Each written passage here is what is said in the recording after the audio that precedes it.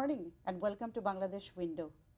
Today we have a couple of guests with us, local Canadian writers, authors of Bangladeshi origin, as well as Tibet officials. On my right, I have a retired professor, math professor rather, and founder, Faculty of Graduate Studies in Mathematics and Statistics of University of Carleton. And our second guest, Mustafa Chowdhury, retired public service officer and a freelance writer. Mustafa, I'll start with you. Sure. Please tell us about yourself and your background. Well, I was born in Bangladesh in 1949, and I came to Canada when I was 23 years old back in 1972, and I've been living in Canada since then. While in Bangladesh, I went to Dhaka University, did masters in English literature, taught for a while, and then I left. And then I went to school here and started work for the government back in 1976 and retired in 2011, I'm sorry. 2011. Oh, wow. That's a very nice background of yours. Thank you. About your book, this one, War Babies.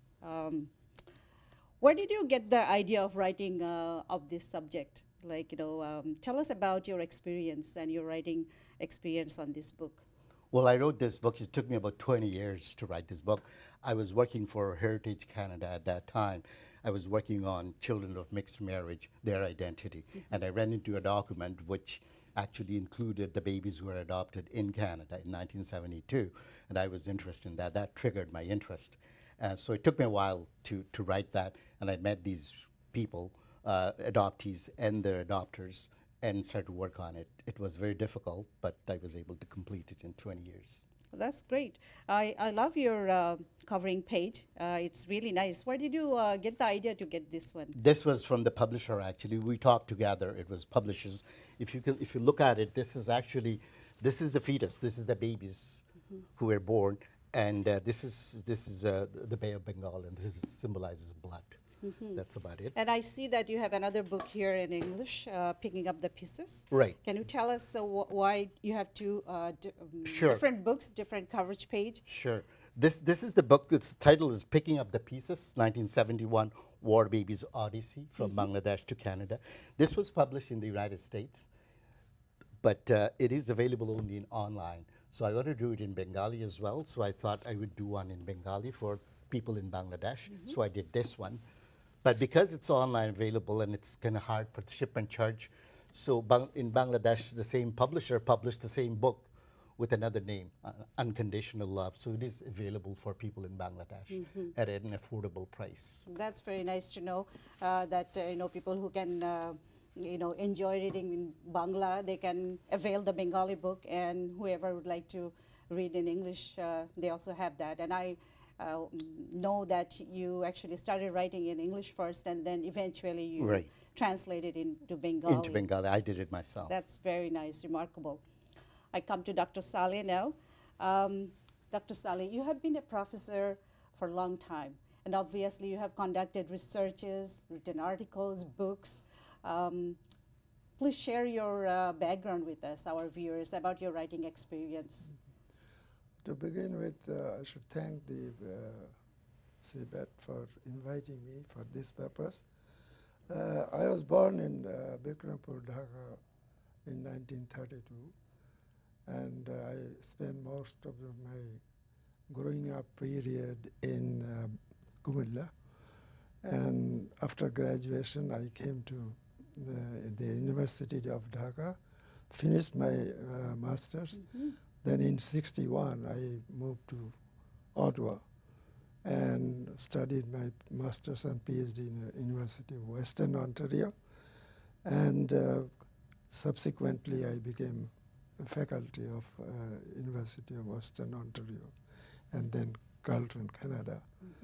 And during that period, I was involved in developing the program in statistics in Carleton University. And as a result, I had 30 students, masters, and 15 PhD students, and 5 of them were visiting professors. They were very good students there. And as a result, I have 50 years of experience in teaching. Of course, yes. And I can see you have a lot of books and, that you have written yeah, and here. these Some are of the books products. are like I'm not expert in statistics or math. Yeah, this is the bestseller book. Those who are good in the fourth year of their honors, they should have a look and they should study this for graduate program. Yes, And I'll these just are specialty books. These are I'll just technical. like to show our viewers about these books, that you have written. And you have so much contributions in your area. Like I'm pretty sure your students are benefited by these books. Oh and, yes, for their you can exams. see that the Wiley publication is the best one in our Yes. area, and these are this is my student. The last one is my student, and this is his student. Wow. But I both supervise them. One That's- from here and one from. That's such an local. accomplishment when you actually, the PhD students who are your direct Yeah. students, I think you The- feel you take a lot of pride when Yes, you see your that- students are getting PhD degree and they are That's actually. the part I like. That when you develop your ideas through a student and he thrives, and you enjoy it. That is my whole achievement as well as enjoyment. Of course. I really love the subject, otherwise I would not go through that. Of course, yeah. Well, thank you for sharing that with us. But I would like to know, since retirement, are you involved in any research or any creative writing? Are you doing that? And if so, like, who are your audience? Who you write for? Actually, these books are my statistics group or economics, biostatistics, engineering. Everywhere it can be used. And there are people who are doing that. And side by side, when you write a book, side by side research comes in. So I have more than 300 research papers and still going on. I have still people who are writing with me, Australia, Iran, Prague for Charles University. So I enjoy that. So it is fun to write them. It is not a pain, it is an enjoyment. Enjoyment, really. yes. So throughout this, that part of the enjoyment keeps me alive, really. Of course. So that's the way things are, and I like to mentoring students.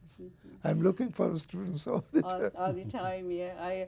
I was just wondering where these books will be available, like online, or do you have? No, you see, if you go to Carlton Library, they will have this book and that book. And the other one is very new. It came last year, so it is still open online also. You can contact the Wiley. And of course, you'll be on YouTube, or maybe on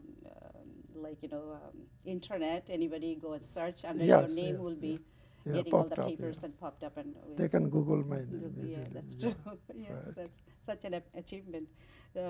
I go back to Mustafa. What kind of challenges you faced when you actually started writing on this book? It was quite a bit of challenge because you're trying to deal with a subject that is a taboo in Bangladesh or even in here. People don't talk about it much. I had to find the parents who adopted them and the adoptees, and it's a very sensitive subject and very personal, as you know. But I had to develop the trust.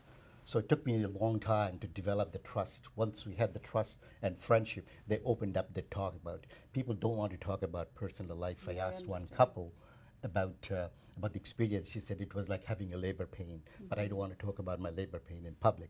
So you can imagine how personal it is. Personal, yes, of And course. many of them had children of their own, and I had to ask them whether they're a fertile couple or not. So these are very personal questions, but I had to get through, and I was able to do that. So these are some of the difficulties. And of course, in Bangladesh, there's no documentation for that. So that was another difficult area that I had to deal with, trying to address them all in the book. So at the end, it came out well.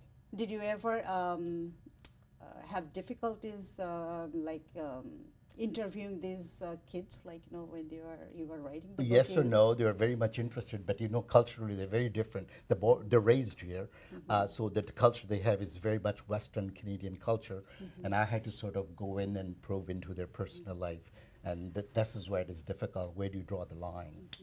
What kind of response you receive actually from the readers, from the community here and the community in Bangladesh? In here, I pretty well everybody was interested. I was talking to. They've got the copy. I don't know if they've read it or not.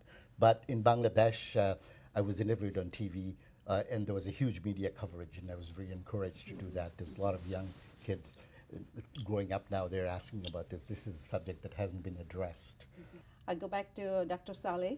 I would like to know, like I know that you recently received an award from the University of Dhaka, Bangladesh, and as well as the other lot of awards. Would you share with us, about your award and your? I can see you have several gold medals. That's very, very encouraging, and very impressive. Two are from one. This is from the association, Yes. Bangladesh Statistical Association, QMFSN Award, and this is from the Dhaka University ISRT Award. Okay. Because I always I edited a journal for them for the last 30 years. Very encouraging. I'm really now would like to know about the charity work that you are involved with. Like I know that you are doing helping Bangladeshi Yeah, students. to begin with, my query about this is the Star Search program I conducted in 2009. The whole year, it took whole year to arrange that, exam them from Bangladesh, 30 students. Okay, we do not have much time, gentlemen. Thank you for coming in and sharing your views with us about your writing experience. And Bangladesh Window and Canada Bangladesh Education Trust is really, really very taking a lot of pride that you guys are here and doing a contribution towards the Canadian mosaic. Thank you. Thank you for having us. Thank you for having me.